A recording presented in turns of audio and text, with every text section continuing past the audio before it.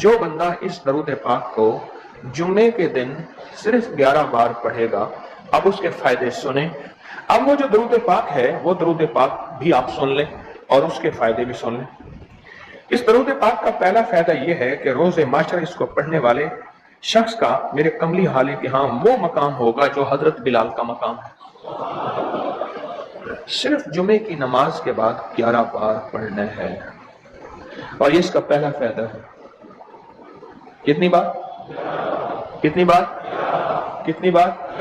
11 بار۔ اچھا، اب دوسرا فائدہ سنیں۔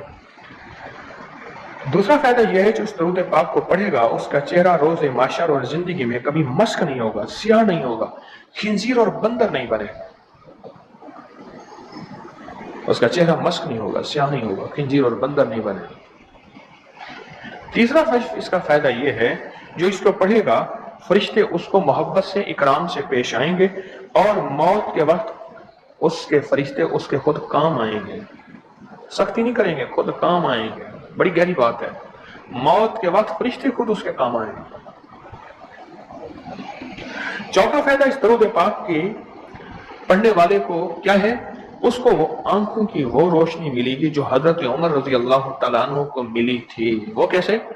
حضرت عمر مسجد نبوی میں خطبہ دے رہے تھے، میلوں میلوں اور میلوں دور حضرت ساریہ ایک کملی والے کے غلام صحابی ہیں، اور وہ غزوے پہ گئے ہوئے تھے، اور دشمن پیچھے سے اچانک حملہ کر رہا تھا اور ان کو پتہ نہیں تھا، اور حضرت عمر نے خطبے میں کھڑے ہو کے وہیں سے کہا ساریہ الجبل، ساریہ ذرا پہاڑ کے پیچھے خیال کرنا، دشمن حملہ کر رہا۔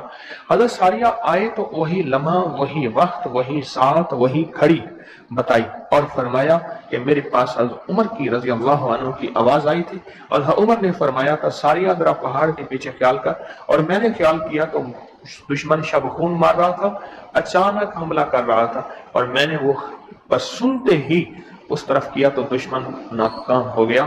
اس کو وہ آنکھیں ملیں گی جو حضرت عمر کو ملی تھی۔ کتنی دفعہ پڑھنے سے؟ 11 بار پڑھنے۔ اب اگلی سنیں، پانچواں فائدہ، اللہ کریم اس کی نظروں سے کائنات کے پردے ہٹا دیں گے۔ جب اس کی نظروں سے کائنات کے پردے ہٹ جائیں گے، زمین کے خزانے، آسمان کے خزانے، فرشتے، جنات، سب چیزیں نظر آئیں گی۔ اللہ جس کے سامنے چاہے پردے ہٹا دے، جس سے چاہے پردے دے دے۔ کائنات کے پردے ہٹ جائیں گے، کشف کی دنیا ملے گی، کشف کی دنیا ملے گی۔ کتنے بے شمار لوگ ہیں جو قبرستان میں جاتے ہیں، پریشان ہوتے ہیں، قبر والوں کے حالات اور قبر والوں کے واقعات ان کے سامنے کھل جاتے ہیں۔ ہر قبر بول رہی ہوتی ہے، ہر میت بول رہا ہوتا ہے، واقعات کھلتے ہیں، واقعات کھلتے ہیں۔ ایک بزرگ تھے، انہوں نے اللہ سے کہا مولا اب مجھ سے کشف ہٹا لے، پردے مجھ میں واپس دے دے، مجھ سے بس میری ہو گئی ہے۔ غسل کا پانی دیکھتا ہوں تو جو بندہ غسل کا پانی بہ رہا، اس غسل کے پانی میں اس کی خطائیں اور جرم بہتے جا رہے ہیں، میں وہ دیکھ رہا ہوں۔ وضو کر رہا تو ہاتھوں سے وہ چیز دھلتی آنکھوں سے دیکھ رہا ہوں، اور یا اللہ مجھے تکلیف ہوتی ہے، اور یا اللہ روٹی کھاتا ہوں تو اس کا ذکر ہے، اب ذکر کرنے والی روٹی کو دل نہیں چاہتا کھاتا ہوں، اللہ مجھ سے پردے واپس دے دے، مجھے پردے بس ہٹے ہوئے پردے واپس دے دے۔ چھٹا فائدہ یہ ہے کہ کشف کی صلاحیتیں اللہ اس کو عطا کریں گے، اور کشف دل کی دنیا کو جاننا، قبر کی دنیا کو جاننا، پرندوں کو بولیوں کو جاننا، پرندوں کی حرکات سکنات کو جاننا، پرندوں کی دنیا کو جاننا، جانوروں کی دنیا کو جاننا، جانوروں کے نظام کو جاننا، کیونکہ ہر پرندہ، ہر جانور جو بولتا ہے وہ اللہ کا ذکر ہوتا ہے۔ فرشتہ شیر جو ہے حتیٰ کہ جو دھاڑتا ہے تو وہ بھی اللہ کا ذکر ہی کرتا ہے۔ یہ صلاحیتیں ملیں گی۔ اور ساتواں فائدہ اس کو یہ ہوگا، اللہ اسے اپنا دوست بنائے گا اور اس کا نام سدا رہے گا۔ اللہ اس کو دوست بنا لے گا۔ یا رہے یا رب تو میرا اور میں تیرا یار رہوں، ہر وقت ذکر و فکر میں تیرے مست رہوں، سرشار رہوں، اور ہوش رہے نہ مجھ کو کسی کا مگر میں تیرا ہوشیار رہوں۔ یاد میں تیری سب کو بھلا دوں، کوئی نہ مجھ کو یاد رہے، اور تجھ پہ سب گھر بار لٹا دوں، خانہ دل آباد رہے۔ نظر سے اپنی سب کو گرا دوں، فقط تجھ سے فریاد رہے۔ اور آٹھواں فائدہ یہ ہے، دنیا والوں کی نظروں میں اللہ اس کو بلند مقام دے گا۔ دنیا والوں کی نظروں میں اللہ اس کو عظیم گریٹ کر دے، اور دنیا میں اس کی عزت وقار شان و شوکت ہوگی، اور دنیا میں اس کا مرتبہ ہوگا، اس کی بلندی ہوگی، سر بلندی ہوگی۔ اور نواں فائدہ اس کا یہ ہے، اس کی نظریں وہ دیکھیں گی جو کوئی دیکھ نہ سکے گا، وہ ملے گا جو کسی کو ملا نہیں۔ اب بتائیں، اس کی نظریں وہ دیکھیں گی جو کوئی نہیں دیکھ سکتا، اور اس کو وہ ملے گا جو کسی کو نہیں ملا۔ وہ دیکھیں گی جو کوئی نہیں دیکھ سکا، اور وہ ملا جو کسی کو نہ ملا۔ اور 10واں فائدہ یہ ہے، دل اور جسم کی آنکھیں کھل جائیں گی۔ اور 11واں فائدہ یہ ہے کہ اس کے دل کا برتن وسیع ہوگا، اللہ اس کے دل کی تمام تاریکیاں مٹا کے اس کے دل کو روشن منور کر دیں گے۔ اور 12واں فائدہ یہ ہے، اللہ اسے مخلصین میں اٹھائے، مخلصین اللہ الدین، اللہ مخلصین میں اٹھائے گا۔ اور پتہ ہے مخلصین کون ہوں گے؟ مخلصین میرے کملی والے کے یار ہوں گے، مخلصین آل بیت ہوں گے، مخلصین بڑی بڑی اولیاء، بڑی بڑی ہستیاں اللہ کے درویش ہوں گے۔ یہ ہوں گے جو قیامت کے دن اٹھیں گے۔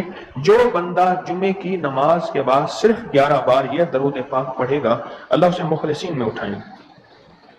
اور 13واں فائدہ، اس درود پاک پڑھنے والی کی زبان میں اللہ وہ تاثیر دے گا، جو بولے گا اللہ وہ کر دے گا، جو بولے گا اللہ وہ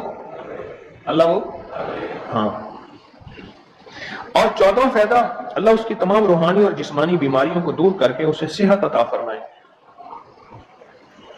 یہ جو بعض مجازیب ہوتے ہیں، اللہ کے ولی ہوتے ہیں، غوث، قطب، ابدال، قلندر، نقیب، نجیب، ابرار اور اللہ کی خاص ہستیاں، نیک، یہ جو ہوتے ہیں یہ منہ سے بولتے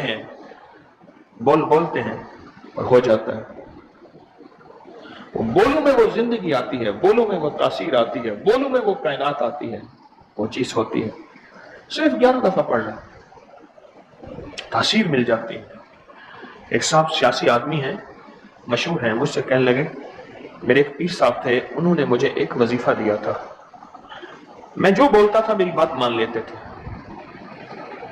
کہنے لگا ایک بات پہ ایک دفعہ ایک سیاسی آدمی گزرا ہے، حفیظ پیر زادہ، کہنے لگے کوثر نیازی تھا، حفیظ پیر زادہ تھا، بختیار وہ ایک وہ تھا، یحییٰ بختیار اٹارنی جنرل تھا، اور بھٹو تھا، شاید سارے ہی فوت ہو گئے یا کوئی زندہ ہو۔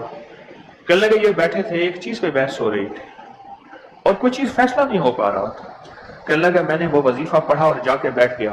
میں نے کہا کیا خیال ہے، ایسا نہ ہو جائے سارے میرا منہ دیکھنا، کہہ رہے تو نے تو میں مسئلہ حل کر دیا، تیری بات ٹھیک ہے۔ کہنے لگا اس کے بعد کوئی بھی بات ہوتی تھی میں کہتا تھا میری مان لیتے تھے، یہ وظیفہ ہے۔ کہنے لگے جب سے پیر صاحب گئے ہیں مجھ سے وظیفہ بھی ساتھ لے لیا، مرنے سے پہلے کہنے لگے ادھر آ، کہنے لگے وظیفہ میں تجھ سے ساتھ لیتا ہوں، میرے مرنے کے بعد تجھے میں وظیفہ نہیں دیتا، اجازت لے لی، وظیفہ لے لیا، اب وظیفہ پڑھتا ہوں وہ فائدہ نہیں ہوتا، آپ اجازت دے دیں اس وظیفے کی۔ میں نے کہا انشاءاللہ میں ہر خیر کے لیے تجھے اجازت دے رہا ہوں، لفظ میں نے کیا کہا، ہر خیر کے لیے تجھے اجازت دے رہا ہوں۔ کچھ عرصے کے بعد ملا، کہنے لگا وہ 100% تاثیر ہے۔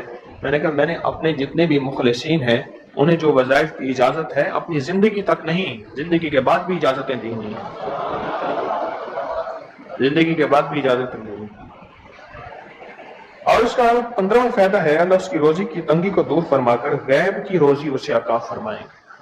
غیب کی روزی ایسی جگہ سے رزق ملے گا جہاں سے گمان ہی نہیں ہوگا، خیال ہی نہیں ہوگا، تصور ہی نہیں ہوگا، ایسی جگہ سے ہی مل سکتا ہے۔ ایک صحابی سخت پریشان تھے رزق کے معاملے میں، بہت زیادہ اعمال کیے، صلاۃ الحاجت، نفل اعمال کرتے کرتے حاجت کرنے گئے تو ایک چوہا آیا، اس نے ایک سکہ اٹھایا، بل میں سے باہر نکالا، آ کے رکھ کے گیا۔ یہ بیٹھ کے دیکھو پھر کیا ہوتا ہے، پھر آیا، پھر ایک سکہ نکالا، اشرفی نکالی، پھر آ کے باہر رکھ گیا۔ اب چوہا آتا گیا، باہر رکھتا گیا، آتا گیا، باہر رکھتا گیا۔ انہوں نے جتنے بھی اللہ سے مانگے تھے اتنے رکھ کے اس کے بعد غائب ہو گیا، پھر نہیں آیا۔ انہوں نے اٹھائے اشرفیاں گنی تو وہ گنی، خیال آیا کہ یہ تو چوہے کا ہے، کہا نہیں میرا ہے، چوہے کا کیا تعلق ہے، یہ تو میرا حصہ ہے۔ اللہ نے اس کی ڈیوٹی لگائی اس کا رزق دے، اور کہا کہ مولا واقعی تو غیبی رزق دیتا ہے اور ایسی جگہ سے دیتا ہے جہاں سے گمان نہیں۔ کوئی کہہ سکتا ہے کہ چوہے کے بل سے بھی مجھے اشرفیاں ملیں گی؟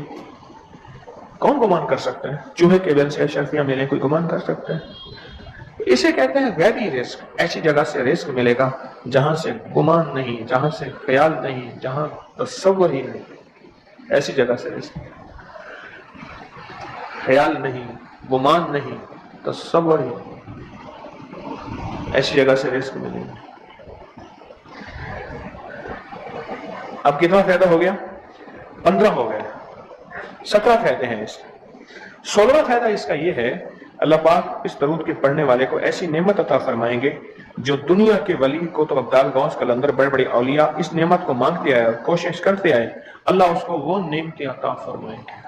اور ان میں سب سے بڑی نعمت ایک اور بھی ہے، جہاں روحانیت، ولایت، تقوی، اللہ کا تعلق ہے، اور ایک نعمت یہ بھی ہے کہ اللہ اپنے ولی کو مرنے سے پہلے جنت میں اپنا مکان دکھا دیتا ہے، اور ایک نعمت یہ بھی ہے، اللہ اپنے ولیوں کی نسلوں کو پالتا ہے جیسے گدی نشین درباروں کے مجاوروں کی نسلیں پل رہی ہیں۔ جتنی مہنگائیاں آ جائیں، جتنی دنیا آ جائے، جتنا کچھ آ جائے، انہیں کوئی نسلوں، ان کو کوئی پرواہ نہیں، کوئی مرے بامے جیوے مما والی کھول پتا سے پیوے، انہیں کوئی پرواہ نہیں۔ اللہ پاک اس کو وہ عطا فرمائیں گے جو بڑی بڑی ہستیوں کو ملا، اور یہ اللہ پاک اس حالت میں موت دیں گے کہ اللہ اس کے دل کو سیاہیاں ختم کر کے، گندگیاں ختم کر کے، حتیٰ کہ بری عادات اور تنہائیوں کے عیب، گناہ، بدبختی، شقاوت صاف کر کے اللہ پاک اسے اپنے پاس اس وقت تک نہیں بلائیں گے جب تک کہ یہ صفائیاں نہیں ہوں گی۔ اللہ اسے اپنے پاس اس حالت میں بلائیں گے کہ وہ پاک اور صاف اور نور اور روحانی اور نورانی ہوگا۔ اور اس کا آخری فائدہ یہ ہے، اس کی برکت سے اللہ رزق کے غیبی روحانی عطا فرمائیں گے اور جسمانی عطا فرمائیں گے، رزق کے غیبی روحانی اور جسمانی، بہت بڑی گہری بات ہے، ایسی جگہ عطا فرمائیں گے۔ اب وہ درود پاک سنیں اور مختصر سا، کون سا درود پاک ہے؟